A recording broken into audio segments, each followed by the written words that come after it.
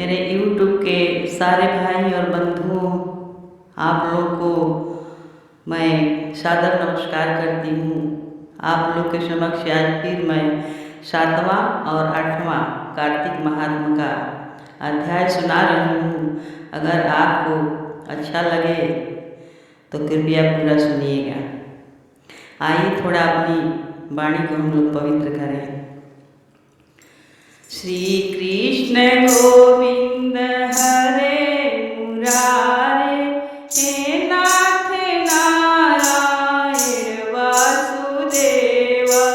श्री कृष्ण गोविंद हरे मुरारे, हे नाथ नारायण वासुदेव।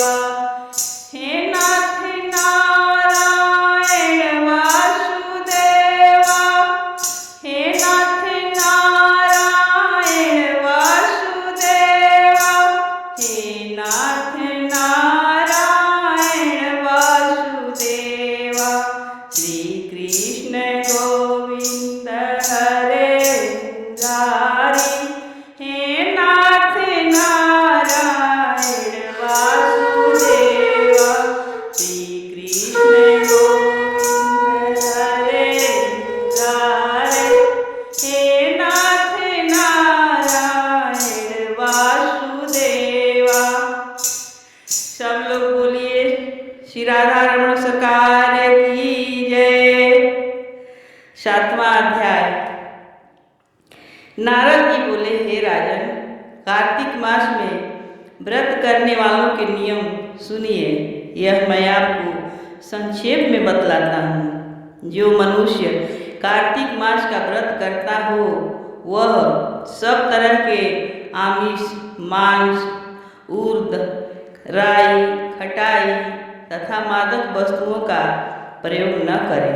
यह व्रत करने वाला दूसरे का अन्न न ग्रहण करे, किसी से द्वेष न करे तथा तीर्थ के अतिरिक्त अन्य कोई यात्रा न करे।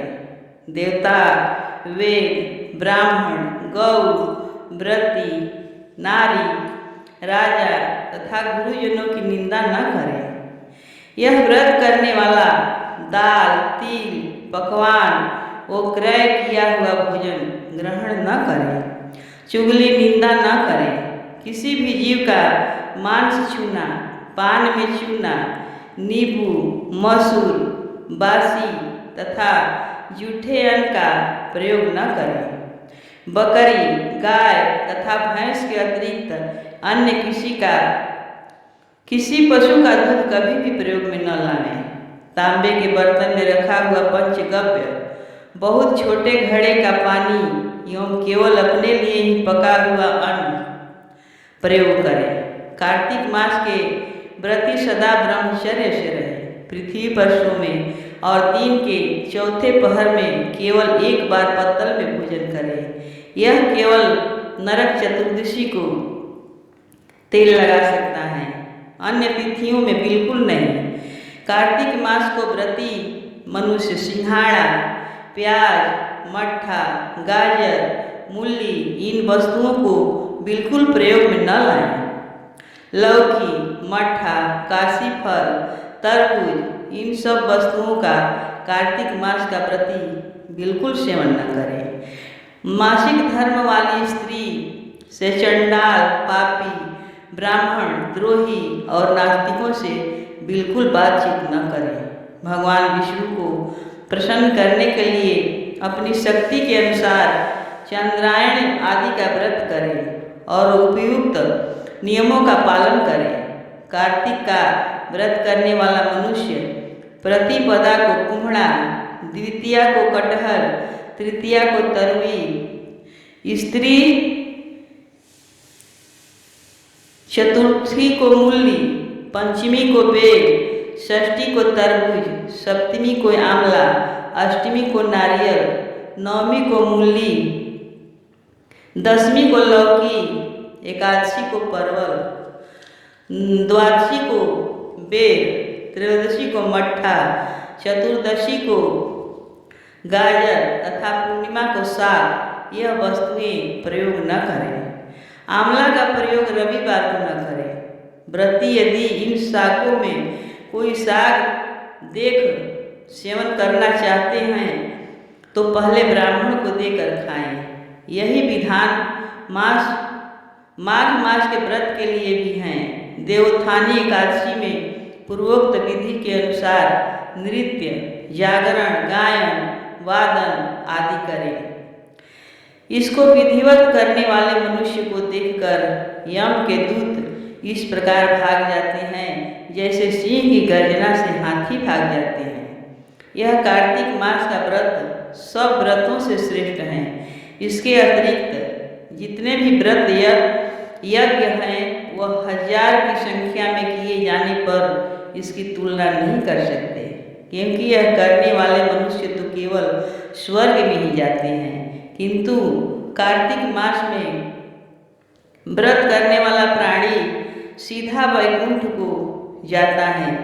जिस प्रकार राजा की रक्षा उसके अंगरक्षक करते हैं, उसी तरह कार्तिक मास का व्रत करने वाले की रक्षा भगवान विष्णु की आज्ञा से इंद्र आदि देवता करते हैं। कार्तिक मास का व्रत करने वाला मनुष्य जहाँ कहीं भी रहता है वहीं पर उसकी पूजा होती है, उसका यश होता है। उस स्थान पर जहाँ की वह रहता है भूत पिशाच आदि कोई भी नहीं रहने पाते। विधि सहित कार्तिक मास का व्रत करने वाले मनुष्यों के पुण्यों का वर्णन श्री ब्रह्मा जी भी नहीं कर सकते। यह व्रत संपूर्ण पापों का नाश करने वाला, पुत्र और पौत्र और धन्य धान को बढ़ाने वाला है। एक बार प्रेम से बोलिए श्री विष्णु भगवान की जय। 8वां अध्याय। नारद जी ने कहा, हे राजन, अब मैं कार्तिक मास के इस व्रत की उद्यापन विधि बताता हूँ। ध्यान पूर्वक सुनिए। व्रती को चाहिए कि कार्तिक मास में शुक्ल पक्ष की चतुर्दशी को व्रत के संपूर्ण फल की प्राप्ति के लिए तथा विष्णु की प्रसन्नता के लिए उद्यापन करें। तुलसी के ऊपर चंदोआ बनाएं, बंधनवार वो फूलों से सुसज्जित करें, चंवर से सुशोभित मंडप बनाएं। चारों दरवाजों पर मिट्टी के बने हुए पुण्यशील, सुशील, जय और विजय 4 द्वारपालों को अलग अलग बैठाएं। तुलसी की जड़ों में 4 रंगों द्वारा सर्वोत्तम भद्र चक्कर बनाएं। उसके ऊपर पंचरत्न नारियल रखें और शुद्ध वस्त्र से कलश को ढकें। फिर भगवान विष्णु का पूजन करें। द्वादशी को भगवान विष्णु जागे थे। त्रयोदशी को देवताओं ने उनके दर्शन किए थे। चतुर्दशी को देवताओं ने उनका पूजन किया था। इसीलिए भगवान विष्णु की उद्यापन पूजा की जाती है। उस दिन संयम तथा शांत चित्त से व्रत करना चाहिए। अपने गुरु की मूर्ति बनाकर षोडशोपचार तथा विधिवत नैवेद्य आदि से भगवान का पूजन करें। विधि प्रकार के वाद्यों के साथ कीर्तन करता हुआ उस रात्रि में जागरण करें। जो प्राणी श्रद्धापूर्वक भगवान का कीर्तन करते हैं उन लोगों के 100 जन्मों के पाप धुल जाते हैं। जो व्यक्ति भगवान के नियमित जागरण करके रात्रि भर भगवान का कीर्तन करते हैं उनको असंख्य गौदान का फल प्राप्त होता है। जो लोग भगवान की मूर्ति के सामने नृत्य गान करते हैं उनके अनेक जन्मों के एकत्रित पाप नष्ट हो जाते हैं। जो लोग भगवान के सम्मुख बैठकर कीर्तन करते हैं और बंशी आदि बजाकर भगवत भक्तों को प्रसन्न करता है और भक्ति से रात्रि भर जागरण करता है उसे करोड़ों तीर्थ करने का फल मिलता है।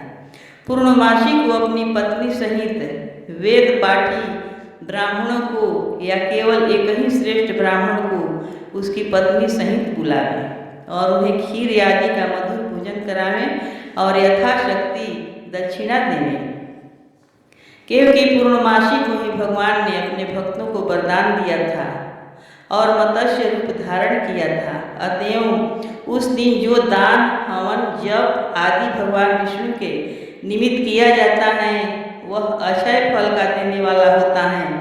इसलिए व्रती 3 या 1 ब्राह्मण को सपत्नी की सामर्थ्य अनुसार भोजन करावें। उन ब्राह्मण को अपनी सामर्थ्य के अनुसार दक्षिणा देकर प्रणाम करें। बाद में भगवान विष्णु की पूजा करके उन देवताओं तथा तुलसी व कपिला गाय का पूजन करें। व्रत की कथा सुनने वाले गुरु व उपरोक्त ब्राह्मणों को वस्त्राभूषण आदि से पूजन करके उनसे क्षमा प्रार्थना करें। प्रार्थना के मंत्र का अर्थ यह है, आप सब लोगों की अनुकंपा से मुझ पर भगवान सदा प्रसन्न रहें। इस व्रत को करने से मेरे 7 जन्मों के किए हुए पाप नष्ट हो जाएं और मेरी संतान चिरंजीवी हो। इस प्रकार पूजा के द्वारा मेरी सभी इच्छाएं पूर्ण हों। मेरी मृत्यु होने के बाद मुझे अतिशय दुर्लभ विष्णु लोक प्राप्त हो। व्रत करने वाला इस प्रकार ब्राह्मणों से क्षमा की प्रार्थना करें और उनकी प्रसन्नता करके विदा करें। पूजा की सारी वस्तुओं के साथ गाय भी गुरु को दान में दें। पश्चात घर वालों और मित्रों के साथ स्वयं भोजन करें। कार्तिक और माघ मास के उद्यापन के नियम इसी प्रकार बतलाए गए हैं। इस तरीके से जो प्राणी कार्तिक मास का व्रत और उद्यापन करता है, पाप रहित होकर मनवांछित कामनाओं को प्राप्त करता है। एक बार बोलिए विष्णु भगवान की जय, श्री दामोदर भगवान की जय। जय जय श्री राधे।